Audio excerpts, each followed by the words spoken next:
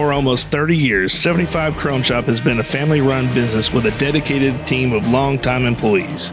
We stay ahead of the curve in the ever-changing trucking industry, providing top-notch customer service and product knowledge.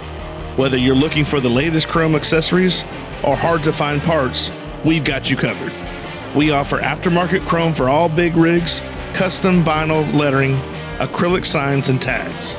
Our 10,000 square foot facility, the oldest chrome shop in the South, houses a mechanic shop for oil and tire changes and chrome installation. Plus, we have a huge selection of lights for every vehicle on the road. Don't miss our annual truck show every April featuring over 200 trucks and family-friendly entertainment. Visit 75 Chrome Shop today, your truck's new best friend.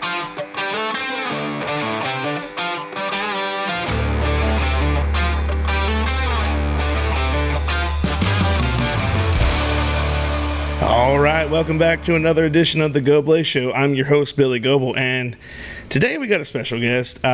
He is a former basketball coach at South Sumter High, and he's also a former coach at Wildwood Middle High as well. So today's guest, without further ado, please welcome Mr. Vaughn Moreland. Vaughn, welcome to the show, brother. Thanks, Billy. It's good to be here, man. How you doing? I'm doing good. When I heard you were doing this, I was hoping I'd get a shot, and I was hoping I'd break the top 100. I know you're getting close. Getting close. I am getting close. I think it's 85th or 86th episode. I think you're 86. I saw when you had a couple bus drivers on. I thought maybe I had a shot. There are some former there are AJ's a bus driver. That's true, and I'm a former bus driver, so I'm not knocking bus drivers. I'm trying to get Keith Allen on here. He's another. That's what I was going to ask you. I said if I beat Keith, I'm doing pretty good because that guy's he's a legend. Keith is all over the place. Yeah. And this is his last year, so this is his last year. That was his last football season. Wow. And so he's gonna. Him and Miss Debbie will retire, and they're both going out at the same time, and they're going to go and travel and do all the things that they've been wanting to do all this time. They both deserve it. Keith was he was my assistant at South Sumter in basketball, and he was great. Just like he is in everything he does. Right. AD, assistant football coach. He's there's not too many like him, but he was great when I was there. I was pretty fortunate to have him.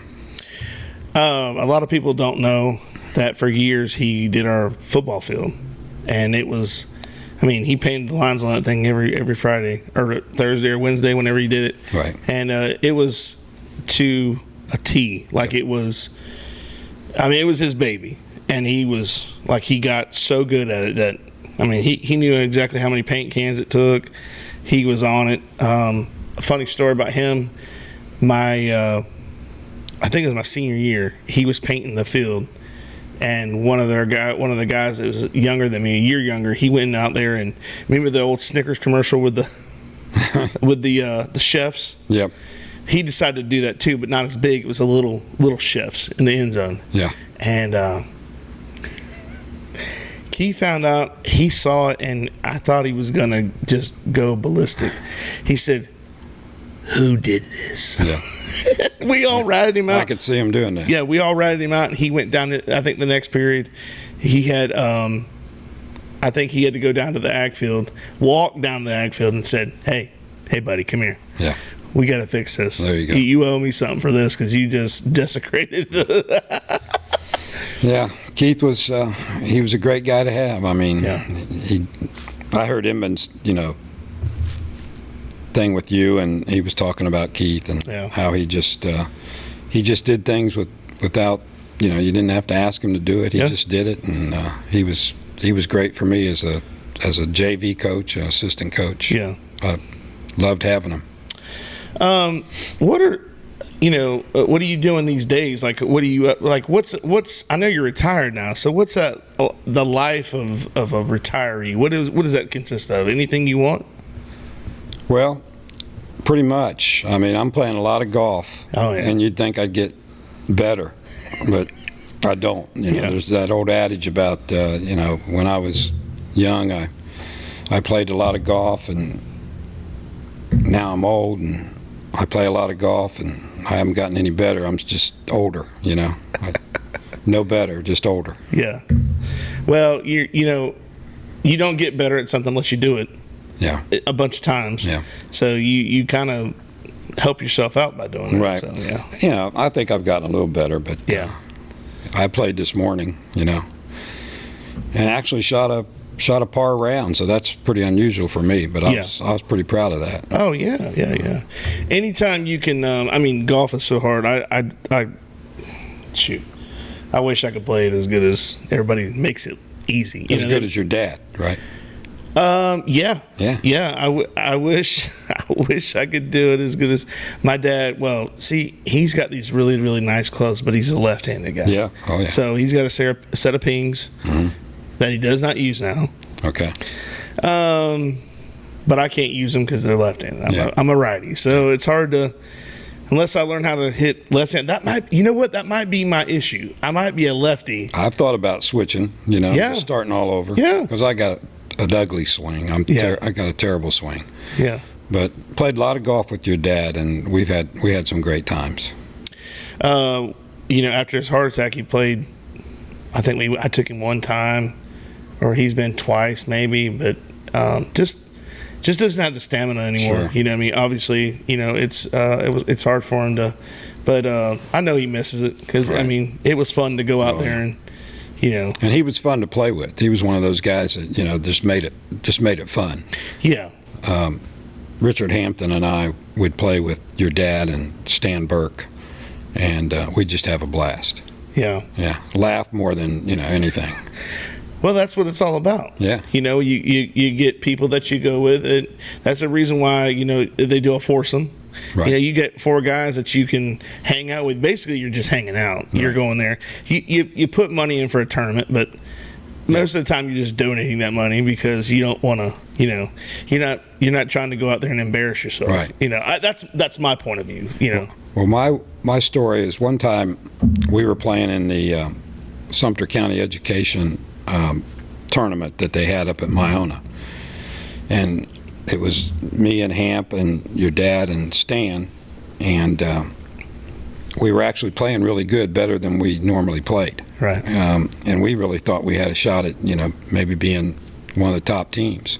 I think we were 7 or 8 under with after about 13 or 14 holes, and we were starting to get excited because usually we were 2 or 3 over in those tournaments. And it started raining, and we're thinking, well, if they call this right now, we're probably in pretty good shape, 7 or 8 under. Well, they called it and decided that just it was a wash. So I don't know how we really fared as far as place, but that was one of the best we ever played. Yeah, got rained out. And that was probably it's Florida.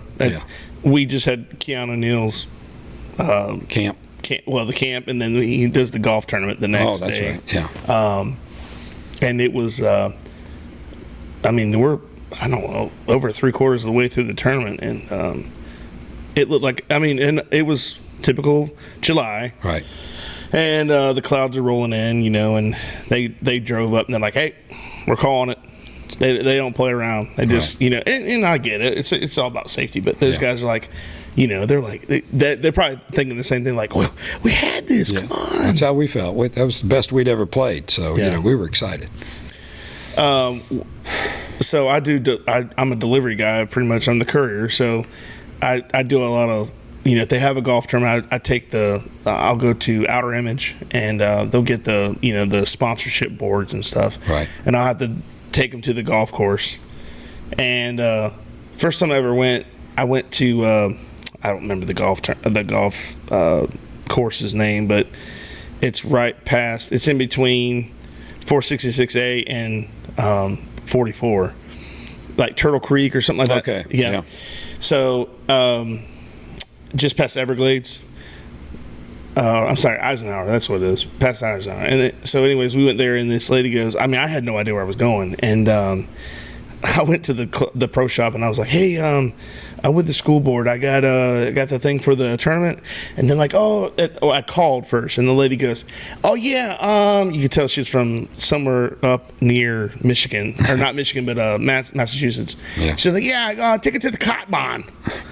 And I said, what is? And I was like, I didn't want to ask her what she just say. Yeah. So I was like, oh, okay, thank you, and hung up. And I was like, I don't have a clue what she just said. And so that's the classic tale of you should ask again, Right. But I didn't want to do that. So I got to the place and I said, hey, I've got this sign for the tournament. I said, they told me something about the Cotton. And the guy goes, oh my God, that's Patty. She's from, I said, she's from Massachusetts? Nah, she's from Rhode Island. And I'm like, so that's the running joke is we're gonna take it to the Cotton. So, oh my God, I didn't know what the Cotton was. I'm like, what? Where do I go? Yeah, I can believe it. Catfish Johnny's Restaurant, serving the Lake Pennsauken and surrounding areas since 1990. For the last 33 years, we have strived to serve great food at great prices and a friendly, casual atmosphere. If seafood isn't your thing, our burgers or wings are the best around. We have daily specials too. Check us out on Facebook or Instagram for more information. You got to watch those accents. Yeah. I mean, it was spot on too. It was so thick. I was like, the Cotton. Okay, well, what is that? Is that a new like a club? Yeah. Yeah. So one of the restaurants. Cotton. The Cotton. Come on down to the Cotton. It sounds like a pretty cool place. It does. It sounds like something like Katie. What was that? Katie Sue's back in the day. Katie Bell. There you go. Katie Bell. The Katie. Yeah. That I could see that might be a new place to go. You never know. We'll keep it in mind. Yeah. So tell me a little bit. Like, are you from here originally? No. So where are you from? Born and raised in Ohio. OH. Yep.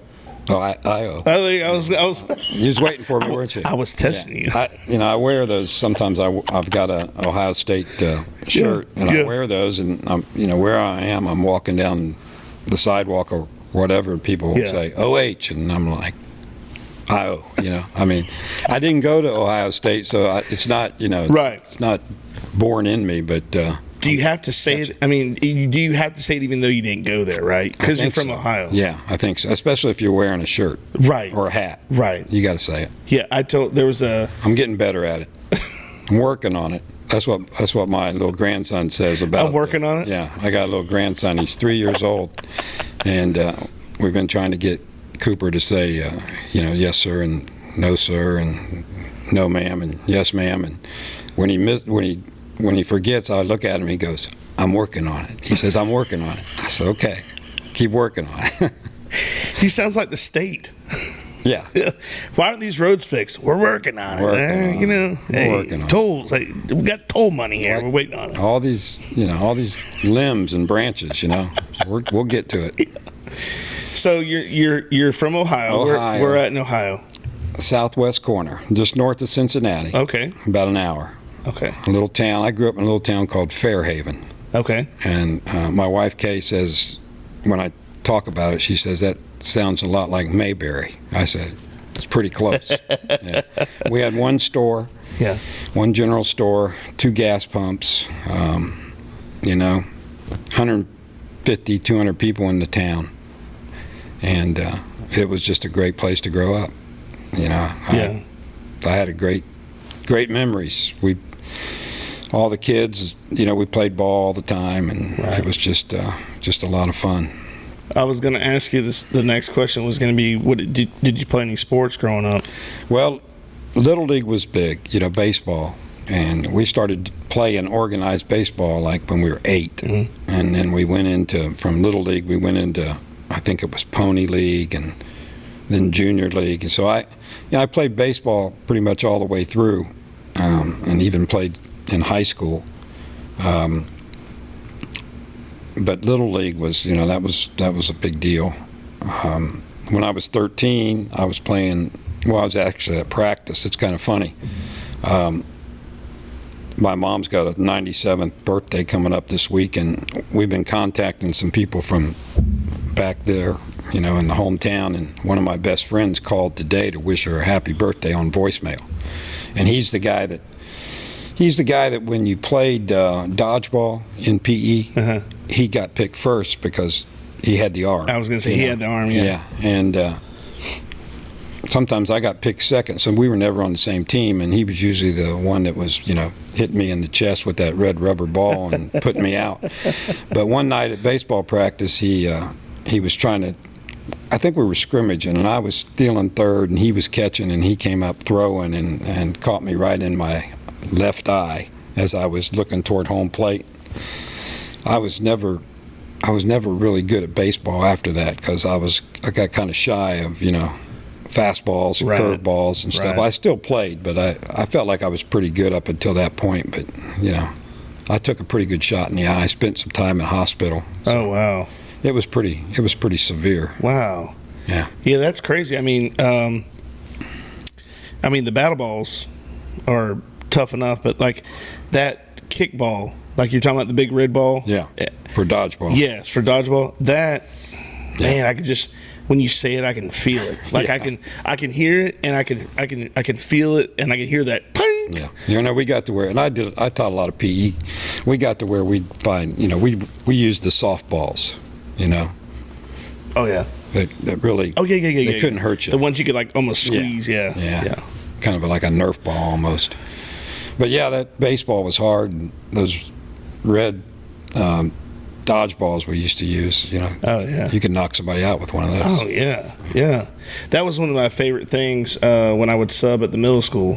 Dodgeball day. Dodgeball. Oh my gosh, those kids they knew too. They're like, hey, they got wind we were in the gym. They're like, dude, it's either mat ball or dodgeball. See, I got to jump right to that. Yeah. Okay. And we'll go back to growing up and, you know, because I did, you know, play other sports besides baseball, but baseball was kind of my first love. Right. You know, I taught PE. I went to school out in Kansas. I went to college, and I student taught with a guy that was a really good elementary PE teacher. Mm-hmm. And I tell people all the time that I brought mat ball, cage ball. I'm trying to think what the other one was that we used to play. Those were the two big ones. We played a lot of razzle-dazzle football, but I brought those back with me from Kansas. And when I came here in 1988, my PE classes started playing mat ball and cage ball, razzle-dazzle football. Just, you know, some PE games that I think lasted, you know, and I still hear kids talk about it, and I want to say, hey, Coach Moreland. You're welcome. You know, Coach Moreland brought that from Kansas, man. What do you think that's because, you know, Kansas you couldn't go outside much, you know, and you had to be inside for mat ball and stuff? Is that where it originated? Well, yeah, I mean that's part of it. They had, you know, because I've been to Kansas, man. Rough winters. Oof. Yeah. Flatland. Oof. Yeah. Yeah. Mat ball was my favorite but we didn't play that. I wasn't introduced to it until Coach Alman when I had PE in high school. Yeah. We did not play it in. Now I say we didn't play it because I took PE when I was in 6th grade, but I don't remember anybody saying anything about mat ball. I know we called it battle ball. Battle ball. Yeah. I know we played battle ball, but the mat ball I wasn't introduced to that until I was a freshman in high school. I loved it, man. Yeah. Now, when you guys played mat ball, could you run either way? Yes, sir. Yeah. Yes, sir. And that was the beauty of it, because you're like, you know, you kick it, and then people they got the strategy. They're like, all right, I'll kick it left and go right. Yeah. Or, you know, like you're supposed to, or I'll kick it right and go left. And if you came off the mat, you had to go. You had to go. You had to go. Duto Realty is a homegrown business with an eye for getting the job done right. From football games to Sunday school and everything in between, these ladies care about our community and the people in it. Helping buyers and sellers in all of Florida with all types of transactions, including residential, commercial, farm, or vacant land. They do it all. They even offer auction services and sellouts to always get the job done right. Now, we use the mat a lot the mats, you know, that you would use, and then we got to where people were wiping out on the, you know, tripping on the mats and wiping out. So then we started just, you know, putting tape down on the floor to make it the size of the mat. But did you ever play cage ball? Now I don't. Now you may have it. You may say it's one thing, and I'm thinking of something different. Me, as a PE teacher, cage ball was the perfect game because when you're playing dodgeball and you're the teacher, what do you always have? You have kids, you know, arguing that the ball didn't hit them, right? Or you know, you just, you know, nobody wants to go out. But in cage ball, it's just like dodgeball, but if you get hit by the ball, you go to the cage, which is behind the other team, you know, like where the in line of the court was. That's the cage. And we use Nerf footballs. And the only thing you could do with a Nerf football is get your teammates out of the cage. So once they got hit, they would go into the cage, and the only way to get back out was to catch one of these footballs. Now, if the other team intercepted the football, then you were in the cage. Okay. I mean, you didn't have all the arguing and stuff because kids didn't mind going in the cage. It was kind of fun. Yeah. Because you're in there trying to catch a football. Yeah. And I felt like it, you know, it taught more skills than just trying to kill each other with a dodgeball. Oh, yeah. So cage ball to me was a lot of fun. I wasn't quite sure if that's, I figured that's probably what you meant, but also my dad and I, we joke around. We're like, when we're watching football, if somebody does something stupid, my dad says, put them in the cage. And they should have a cage on the sideline, just like a penalty box, and let the fans throw stuff at them. There you go. That would work. So we always say when somebody false starts, like, oh, take them to the cage. Put them in the cage. Well, I'll tell you another great PE game was speedball. Did you ever play speedball? No, I don't think I ever have. I use this a lot with like my basketball team's conditioning and stuff because it's a combination. It was a combination of soccer and football. Okay. Because you played with the soccer ball, and you had to kick it as long as the ball was on the ground. Gotcha. But if you got the ball up in the air, you could catch it. So like if a teammate kicked it to you, you could catch it, and now you could advance it by passing it. Okay. You know, but you couldn't travel. Gotcha. So that was kind of like basketball. Oh, I think I did play that because you could take 2 steps and then you had to throw it to somebody. Right. And you could score 2 ways. You could either kick it through the goal, which was, you know, like a soccer goal. Right. Or you could pass it across the goal line. Right. And that was like kicking it was 2 points. Passing it over was 1 point. Gotcha. But it was a real fast game, and once kids learned it, man, they loved it. Oh yeah. Yeah. You saying the kick is 2 points and the one is the passing reminds me. I coached 10U football and we just lost Saturday night. I knew you did. And but in 10U, we can kick. If you kick an extra point, it's worth 2 points. Oh yeah. If you go for 2, it's 1 point. So it's not the same as football, but it's more complicated because it's hard to find a kid who can kick. Right. So they're like, you're taking a gamble. And we lined up for an extra point to kick it. We missed, but was it 2 point game? Yeah, we lost 20-18. Wow. Yeah. Edgewater had this kid.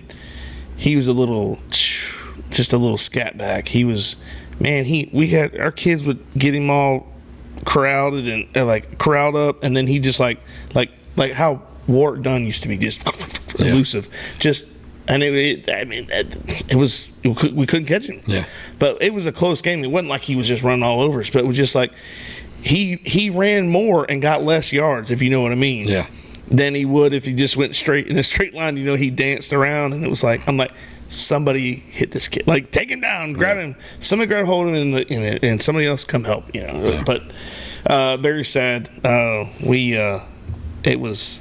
Man, the worst part is we went undefeated the whole season. Uh-huh. So the first game you lose is obviously in the playoffs. So you're like, man, you know, the kids, you know, there are no second chances. So it's like, man, these kids just played their hearts out. So how many games did they win during the season? I think we went. I want to say we were either 10-0 or 11-0, or like it was like that, because we had one cancel on us. We were supposed to play Marion County, but Marion County, it's a weird situation because the conference itself, you've got Marion County, so you're thinking, okay, so that's Ocala. Right. But they share kids with Bellevue. They share kids with Denellen. They have kids at Williston. There's another team. I can't remember the other one. But what I'm saying is they've got kids in there spread out so far that, oh my gosh, just like, yeah, you think Marion County to be in the size it is, but they don't. That league folded, or that team folded. They didn't show it. They forfeited. Wow. So I mean, but the kids had a great season, man. I'm so proud of them. I got choked up because I was, from coaching, especially if it's a big game, and you just see the disappointment in the kids. Sure. And we've had, you look down and there's 9 and 10-year-olds bawling their eyes out, and you're just like, how am I supposed to talk right now? Yeah. But you try not to make it, too sappy. You're trying to make a point. Right. So I just told them how proud I was and everything, and every coach said the same thing. Guys, I know you're upset, and losing sucks. It's not good. Nobody likes to lose. Right. But you did a great job, and that's obviously that kids don't want to hear that. They want to hear we won. You know what I mean? So it's like it was hard, but they oh my gosh, they played their hearts out, man. Yeah. It was congratulations on thank you on a good season. Yeah, season. This is the first time anybody has ever in the Wolfpack. I can't speak for anybody outside of Wolfpack when it was like the Bandits and all that, but present day Wolfpack. We were the only team to ever go undefeated in the regular season. Mm-hmm. And this is the second time that we've been to the second round of the playoffs. Okay. So we were conference champs, and then we went to the second round and got beat. So that's our unicorn, our hill we can't get over. Yeah. But like I said, it's a special group of kids, and now we know why every 2 years we're pretty good, because we get that same group of kids, and there's nothing against any other kids. We can, like, next year we go to 12U, but the studs Yeah. on the 10U are going to be the low kids on the 12U, right? Because you got older kids, right? So they gotta be big brother, little brother type deal. Sure. And we had kids that on the small end of the 10U this year. Right. And that's just how it goes. Yep. But man, I'm telling you what, it just made you. It's one of those things, man. And that's the thing that kills me about coaching, because you put so much effort into it, and I understand why it means so much to people. Right. When they go through all that, and then you come up short, and that's just how it goes sometimes. Yeah, it's like you said. Sometimes it's just it's hard to go back to the team and tell them how proud you are, but wish that you could have kept going. I remember one of my best teams at South Sumter. I felt like we were capable of going a few games further, and that was the team I had with Rich Stevens and Clinton Hart and Tony Gavin and Lester Moore, Todd Edwards. That was a good team. Craig Richardson was one of our guys on that team, but we lost in the regionals to St. Pete Lakewood by 3 points, and then Pasco beat them on a last-second shot to go to state. And I really felt like that was a team that we could have made it to state. It was hard to let it go. So one of my better teams for sure there. Yeah. At South Sumter. Yeah, and you named some big names there. Gosh, Rich Stevens, how big that? 6'9". He's still huge. Yeah, he's still massive. I love that guy. Every time I see him, I just smile, because I'm like, bro, you're just like the gentle giant. Yeah, and I don't ever see Rich much, and I can't even remember the last time. I didn't know his dad passed away until after the memorial service and everything. But he was his dad was a really neat guy, and I got to know the family pretty well. His wife, Carolyn, and of course, Rich and his sister Krista. They were just a neat family. And I lived in Fruitland Park, so at that time they lived over that way, and I'd give Rich a ride to school, and he turned out to be, he worked hard at being a good basketball player. Oh, yeah. And I felt like, he kind of made himself into a player. Yeah. Is the exterior of your home or business covered in dirt, mildew, or mold? Driveway or walkway stained? Pressure King can make your siding, deck, vents, and concrete look new again with no damage. Pressure King has cleaned the exterior of houses and businesses all over Sumter County area. Usually it takes less than a day and costs less than you would expect. Call AJ at 352-457-7209.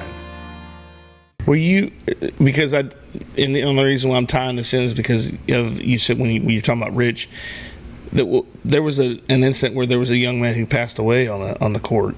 Were you coaching? I was. Was that Yeah, and I was thinking about that a little bit today, and I looked it up, and his name was Randy Bates. Randy Bates. He was a sophomore, and Pasco had a really good team that year. They came in early in the season, and I just got the football guys out, and we were starting to come around a little bit, and Pasco came up, and I knew it was going to be a tough game because they had the Troy Hembrick. Oh yeah, the Hembrick brothers. Yeah, Troy and Darren. And they just had a good team, and it was neck and neck first quarter, and then this kid Randy, he hits a shot at the buzzer to put them up by 1 or 2. Mm-hmm. 12-10, 12-11, something like that. It was a hard fought first quarter.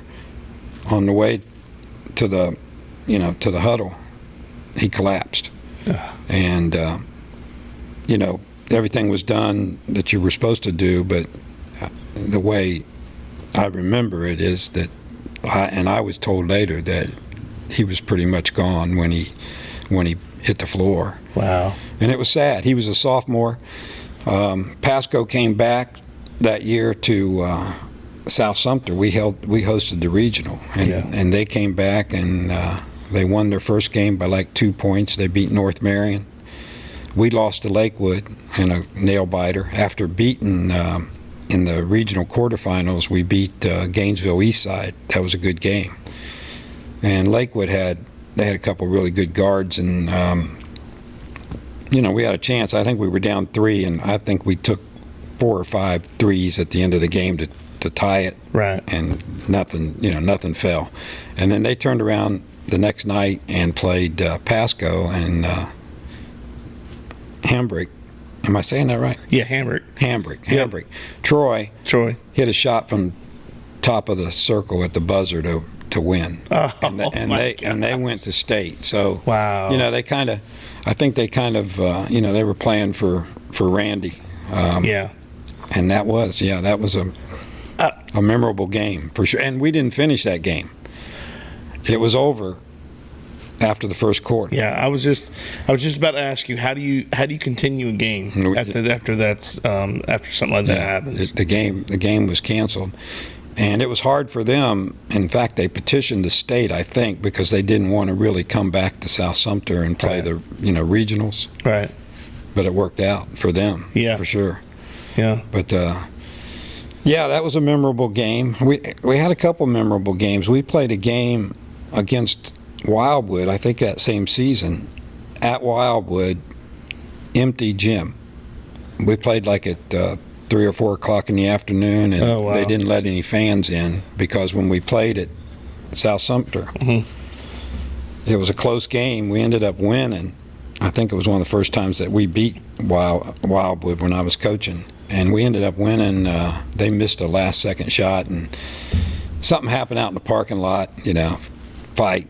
Oh, was that the riot? Well, whatever. Well, I heard it was. We were in the locker room, so gotcha. I didn't get in on it, but I heard different stories. I don't know if anybody pulled a knife or anything out, but we stayed in the locker room until everything was over. But after that, then it was decided that when you guys play at Wildwood, there's only going to be the referees and the teams. Yeah. And the sad thing about that, Billy, that was a great game. Yeah. I remember Todd Edwards hit a shot from right at the end of at the buzzer at halftime from the other end of the court, like 3 quarters court. He makes a shot that I don't know what it did to the score, but I mean, it was the fact that he made that shot from the other end of the court. And then I think it was Lester Moore hit a little running shot at the buzzer for us to win. Wow. And so we beat Wildwood twice that year on, nail biters. Wow. But they were in a different classification. They ended up going to the Final Four, and we got beat by North Marion, I think it was. And that's one of those games, like you said, no, we didn't get beat by North Marion. We got beat by Lakewood. Okay. The year before, when those guys were juniors, we got beat by North Marion. We beat, we finished runner-up. That's another story, too. Right. Clinton's junior year, hitting your table. Clinton's junior year, and Clinton was a heck of an athlete. He always was a heck of an athlete, but he and I kind of butted heads a little bit. In his junior year, right before district, I didn't let him play in the district. I guess you could say I dismissed him from the team, and moved a freshman up. We lost to Citrus 81-80, and the freshman I moved up, had the last shot of the game and missed it, and we lost. So we finished runner-up, and then we went on and played North Marion, and they beat us pretty good. But the best part about that story is that I really felt like Clinton came back the next year and he was perfect. People don't realize that he was a heck of a basketball player too. He's a heck of a baseball player. Oh, yeah. All the above. We knew he was a heck of a football player, but he was a heck of a basketball player. He averaged like 20 points and 14 or 15 rebounds. And his senior year, we were pretty good. When you were talking about the Wildwood game at Wildwood, and there was nobody there, and the way you said it was a heck of a game reminds me of the story of the Dream Team. Yeah. Have you ever heard that story where they had a close practice and they literally like played like it was a championship game, and right. It was Jordan versus Magic. Yeah. And it was like, they had their two squads and they were going at it, and it was like, to be a fly on the wall. Yeah. It would have been, it would have been amazing. Yeah. But I hear what you're saying. I felt like, that was too bad our fans, everybody missed that game. Yeah. Because it was a great game. Yeah. And, kind of reminds you of the COVID year, like any other major league sports. Yeah, there's true. nobody in the building. It's crazy. They should have like paper cutouts like the MLB did. Yeah. Dave White was coaching Wildwood then, and he ended up helping me out as an assistant at Wildwood, and he and I talk about that a lot. That game, what a great game it was for nobody to see. Yeah. That's crazy how those experiences happen where and that could happen today. It just happened 4 years ago when you were all these regulations where you couldn't do this, couldn't do that. People weren't allowed to go to games, the stands, be in the stands. You had to stay 6 feet apart. We had no idea that was coming, so that was almost like a predestinated thing where you had this opportunity where like, this is what it looks like in here without anybody here. Right. Like, no fans or there's nothing. I can't imagine. Like I said, it would have been just like the that Dream Team where they had, they're just going hard at it and they're just playing. I think that's some of the best basketball is when you're just like going up to the courts, like up at the community center. And you see the kids playing hard. Right. Some of the best. You could ask them some of the best games that they'll ever played were out on the court in your driveway, something like that. You always remember that stuff. Right. But that's crazy. But I did hear I did hear about that before, but I wasn't sure. I thought for some reason I was thinking it was football, but it was basketball. Yeah. Yep. But all those guys you named, those were like, because I was probably. I think Boo said he graduated in 95. So I was like 2 years from that. Like I was a freshman. Yeah, I was going to ask you when you graduated. Yeah, 2000. Okay. So 96, 97 was my freshman year, and that was I don't even remember the basketball team. Like that I was all football, and it was like I didn't really like even pay attention to basketball until maybe my junior year, especially senior year when I had all our guys there that were seniors. Promotional consideration paid for by the following: Webster Ace Hardware and Farm Supply are generous sponsors for today's podcast. They have been a family-owned business for 27 years. This helpful hardware store sells items such as archery, Ariat clothing and boots, Wrangler jeans, case knives, Hammond's candies, and live fishing wear. They also have a full selection of hardware, RV supply, propane, Ben Moore, Royal & Clark, and Kingston paints. You need a barn or fencing job done? Custom barn kits and roofing metal are provided at your local Ace Hardware store. What about a new grill for the yard? Traeger, Big Green Egg, Weber, and Blackstone are found here, along with all the accessories to go with it. Stock up your workshop with DeWalt, Milwaukee, or Craftsman tools. They got you covered. Remember to go to ace.com to shop their entire line to have items shipped directly to the store. You grew up near Cincinnati. Right. And you said it was like, or Kay said it's more like Mayberry. Yep. What was the town called? Well, it was Fairhaven was this little town between. It was down the valley between two hills. There was Cemetery Hill, there was the Schoolhouse Hill, and then down in the valley next to the creek where we all learned to swim was Fairhaven. Okay. And we just kids growing up, we always had a baseball game or a football game, or we were playing ditch 'em on bikes or playing army, with toy guns, whatever. But I mean, it just was a great time growing. It was one of those towns where at Halloween you dress up and you go around and you'd knock on the door and the family would invite you in because they wanted to guess who you were. Oh yeah. Because everybody knew everybody. Yeah. Yeah. So it was just that kind of town. I loved growing up in Fairhaven.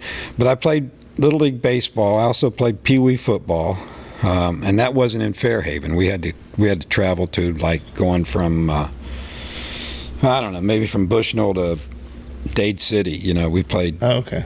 And eventually our little school out in the country consolidated with the bigger school when I was in junior high. And that's about the time I stopped playing football when I got into high school, and I kind of concentrated on basketball. And not sure why I did that, because being a little guy, basketball probably wasn't the sport. But my older brother, 12 years older than me, he played basketball, and he was kind of like my hero. And I kind of wanted to be like him, I guess. And we had a junior high basketball coach. His name was Gordon White. He played basketball with my brother. He was our junior high coach, and we thought he was the coolest guy in the world. Right. He always had on a new pair of tennis shoes, and he was telling us where he got them, and all this kind of stuff. We just wanted to be like him, and he was probably the first coach that influenced me that I wanted to be a basketball coach. Right. So I started concentrating on basketball because my older brother said, "Hey, you gotta kind of pick one sport, play it all year round, right. At least practice it." Right. And I grew up right across the street from the schoolhouse where we had a cement court with two nice goals and 4 lights that we could turn on at night. So I grew up playing a lot of basketball. That's cool. And got to play in high school and got to play a little bit in college, and so basketball was, that was my sport. And, did you have anybody you idolized in basketball at the time? Pete Maravich. Pistol Pete. I even wore floppy socks. Back then I had hair, and I wore it. I kind of wore it like Pete, long. Of course, I wasn't as good as Pete, but I mean, I'd like to do all the fancy ball handling drills and all that stuff. But yeah, he was, and I like guys like Oscar Robertson, which he played back in the day when I don't know how many triple doubles he had, but it was kind of like nobody paid that much attention to it. Right. I feel like I'm losing this, Billy. You're good. Just you can adjust it. Okay. Growing up, basketball here, we really didn't have a basketball league. We only had football and baseball, right, were the pretty predominant sports. I mean, football didn't really. I mean, even football, baseball, pretty much down here in the south end of the county was. I've always said the crown jewel. It's like what everybody did. Football kind of like was in and out. I mean, like I said, I had mentioned before. We had the Bandits at one time. Then like Wolfpack. That organization started to come back and give kids more opportunities to play, right. It's a great organization. Our conference is probably one of the best in the land. We had Kevin Davenport as the president, and he was running it. This is his last year because his kids are moving up. They're growing up. Right. And so he's handing over the reins, and Justin Smothers is doing a great job. He's like, I think he's going to take over. I'm going to have him on the podcast sometime. We can talk more about that. He played with he grew up with my brother, and played football at South Sumter. So he knows how important the tradition is to keep running this program. And, right. We all. I mean, we don't all run the same type of plays. But we try to instill the same amount of why tradition is important, why we do the things we do, why our program. Look, we're not trying to say we're better than anybody. We just want to have a good program. We want kids to value from that. Sure. We want them to come back and be proud of something. Sure. So it doesn't matter where you go to school. You can make your own program, your own tradition, and that's the best part about it. Right. But we just have a certain way we do things. Right. It's a great thing to be a part of. I mean, I tell the kids all the time, it's like we are so lucky that we are part of something so great. I said, guys, even though we lost tonight, I said, I kid you not, you will be talking about this for the rest of your lives. Yep. And it's it's something that'll be a part of you. You'll have our brothers. These are your brothers. Yep. I've got 30 sons that I coach. This year, and each one of them brings something different to the table. Sure. And we try to, They may think, well, I don't play a lot, or I might not do this, or I'm not the quarterback. But you excel in other places. You do other things. You block well. You tackle well. You can catch. You can throw. Everybody can't do the same thing. Nope. I mean, just like in life, we have to have people that do the dirty jobs. Right. I mean, if we don't, then it would never get done. Right. So they do a great job with that, and it's great to hear about other teams or other programs come and like you said, like you can. I know you were at South Sumter, but Wildwood has had a great program as well. I mean, shoot, I remember the middle school team. Nobody could beat them. We never beat them. Right. And then it's like as society changes, as in people moving in and out and going that cell, as our county shrinks, right. You're losing kids. Mm-hmm. And I think that has a big part in that, because the numbers aren't there.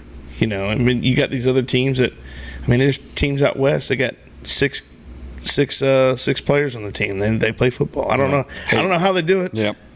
Well, I told you I went to school in Kansas, so I've seen 6-man and 8-man football. Yeah, that's crazy though. Yeah.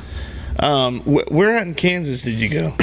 I went right in the middle of the state, a little NAIA school called Sterling College. Okay. Yeah. I followed some friends of mine from the church that I grew up in. Right. Went out there. One of them went out and played basketball. So I had an opportunity to go out there and play a little bit, and it was a good decision. Yeah. I'm glad I went. What year did you graduate? From there was 1980. Okay. Yeah. So 76. I took an extra year. High school. When did you graduate? 76? 75. 75. Okay. Yeah. You took an extra year. Okay, that's in college. Okay, that's right. Yeah. Okay, gotcha. I actually had another extra year of eligibility, and so I stuck around. The guys in the dorm made fun of me because my senior year I didn't have too many classes. I was taking independent study classes and playing basketball, and but it was just it was a small Christian school, and I made a lot of really close friendships that I still have today. So. Whether your water is supplied by a public municipality or a private well, for residential or commercial use, Purified Water Services LLC has the solutions to provide you with simply clean water. We offer a complete line of professional water filtration equipment and accessories. Soft water makes a difference you can see and feel. Water heater and appliances last longer with less maintenance.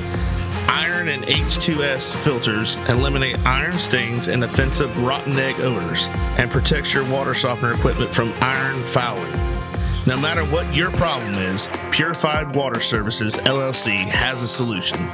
Contact Kenny Williams at 352-446-2709. Well, I think it's important. Excuse me. I think it's important when you have a small school that you don't get overseen. Like, you're not just a number. Sure. And nothing against big universities. I mean, they got tons of people that want to go there. Right. But you go to a small school. We went to a church camp up in Dayton, Tennessee, at Dayton College. Right. And beautiful campus. And they do like I think it's centrifuge up there. I can't remember. But anyways, they do the summer camps. And we played on there. They have a gym, and then they have a basketball team. And I was like, man, this is really small, but it's so cool. It's like almost like a high school. The college I went to was the same size, maybe a little bit smaller than the high school I went to. Oh, wow. Yeah. I mean, you knew everybody. Yeah. You ate together in the cafeteria every day. Yeah. So it was pretty cool. But that, to me, that makes it a better experience, because you don't get lost in the shuffle, if you know what I mean. You know what I mean? Like, you got guys that, like your teammates, you hang out with them. Those are the guys you hang out with. I'm sure that, like, holidays and stuff, if you didn't go home, you went with them somewhere or whatever, and it was like another family. It was like a work family, but yep. Obviously you're in college. Yep. What city was that near? Well, it was close to Hutchinson, which is where they host the junior college national championship in basketball. Okay. Hutchinson, Kansas. Okay. Just north of Wichita. Okay. Yeah. So it was, it's funny because you take an atlas of the United States, and a lot of times they'll put the western part of the United States on one side, the eastern part on the other side, and if you fold the atlas, you open it up, and Sterling's like right smack dab in the middle. Right by the staple. Yeah. It's kind of funny. The football coaches would recruit guys from Florida. And, there was times we'd be out in the parking lot when these guys would roll in from Florida. They'd been recruited. And they'd get out of the car and they'd say, "Where's the beach?" And we'd say, "Well, it's about 1,500 miles that way, or 1,500 miles that way," or, Wow. You could go south, to St. Padre Island. Yeah, Corpus Christi. Yeah. Yeah. But that was still a pretty good hike. Yeah. It's amazing how many people have not been out of their own state. Right. You know what I mean? I've known several kids growing up. They're like, "Yeah, I've never left Florida." I'm like, "What?" Yep. It's like and they're grown people right now. Right. And I'm like, and they've never been. And I said, you can get in a car, bro. It takes 2.5 hours to get to the state line. You can just say you've been to Georgia, right, and then come home. You'll be home by noon. Well, I told you about my second year at South Sumter. I went to Bob Edwards, who was our principal, and I told him, I said, I'd like to take these guys on a little road trip, And he was like, "Well, what do you got in mind?" I said, "Well, I'd like to take them back up to Ohio because I'm familiar with the area." And I said, "I think I can round up some places for us to play. We'll just treat it like a basketball camp." So, I felt like I took the core of that team that second year. My first year, we had some really good kids, good players. Thaddeus Williams, was Fred's older brother. Mm-hmm. Well, Thad was he was a heck of a ball handler as far as, he ran the offense for us and stuff. Lamar Worthen, little guy that could shoot, but we weren't very big, and we didn't shoot it all that well, to be honest with you. And I had Daryl Robertson was a sophomore, and he was the biggest kid I had, and I think he was 6'1". I think we won 5 games that year, but what I remember most about that team is we played Wildwood for the district championship, I think. Well, no, it wasn't district championship because we didn't finish district runner-up for a couple more years. We played them maybe the first round, and Wildwood they were giants. Yeah. They had, I think I want to say Tiki Brown. I don't know if that was his name or not, but I mean, they had some big old guys. Yeah. And we were just midgets. We came out and kind of slowed the game down, and we had the ball out of bounds with under a minute to go, and we were down just a couple points. So we had a chance to beat them, but I think we threw the ball away, and they ended up beating us. But, I mean, the score was like 36-33. Oh, wow. Yeah. Wow. And, so we had our shot. And I think they finished like, 18-2 that year. We were probably 5-15 or something. But the next year, we took this trip to Ohio, and I told you it was Peter Jim Harrison, it was Ronald James, Timmy Dorsey, Perry Mobley. I think I'm forgetting somebody. But we went up there, and I think that was good for us. But we also had a move-in from Pennsylvania. I think Mike was from Pennsylvania. Michael Thornton. You know that name? That sounds familiar. He had a son that came through not too long ago, but Michael was a big, stocky kid, and he could shoot. So, the fact that he could shoot and added that to that team made us, we were pretty decent the next year. I think we won 15, 16 games. Yeah. So that was, and that was before the Quinn Williamses and the Fred Williamses. Don Bailey was another player that came through. Tyrus Wheeler. I'm forgetting guys. Mike Tadlock played a couple years. He didn't play his senior year. I was kind of disappointed, but he was ready to get into the supermarket business at that time, and he was working at Winn-Dixie. Yeah. So we lost Mike, but I always had some good players. But it wasn't until Clinton and Rich Stevens and Todd Edwards and those guys came along that I felt like we really had a chance to go somewhere. What made you go to Wildwood? Well, that's a good question. I got into administration. Okay. I felt like maybe that's what I was supposed to do. You know? Sometimes you, as a teacher and a coach, you coach for a while, and then you think, okay, now I'm supposed to get my ed leadership degree, and I'm supposed to become an administrator and make more money, because if you're going to make any money, that's usually where you make money. So I guess I was thinking about making money at that time, and I was getting into administration. And when you're in administration, you really don't have a choice. They come to you and say, hey, we're going to put you here. Right. And I'd gotten to know Rich Hampton a little bit, and I knew that I liked him. I mean, he was just a fun guy to be around. Yeah. He and I got pretty close. And when they said, we want you to go up and, be an assistant principal with Richard Hampton, I was, that sounds good to me. Yeah. So that's what I did, and I went up there, and we always needed a coach. We didn't have a JV boys coach. We didn't have a girls coach, or, so I coached JV boys a year, I think, or two. And, in fact, I think my only undefeated team I ever had was a Wildwood JV team. We went 18-0, and Hamp could always see that I just missed coaching, and I just probably wasn't even cut out to be an administrator, because that's not what got my juices going. I miss coaching, so I was always coaching something. So when I had a chance to get back in it after that undefeated JV team with guys like Ryan Harrison and Ronnie Bailey, I had a good bunch of guys, the next year, we had a coach from Kentucky that left and went back to Kentucky, and Hamp said, "You interested?" I said, "Sure, I'll do it." So I jumped back in, and what year was that? That would have been probably 2004. No, my first varsity team was 2005. Okay. At Wildwood. Gotcha. And then I coached there for 14 years. 14, yeah. If you count 2005, my last year was 2018, and that was the year we won the state championship. That's awesome. And the year before, we finished runner-up. Yeah. But I had all those guys back. Had a great bunch of guys, and they worked really hard. You talk about building a program. I mean, we'd started doing a bunch of things in the summer, playing a lot of summer games, and they just were a special group.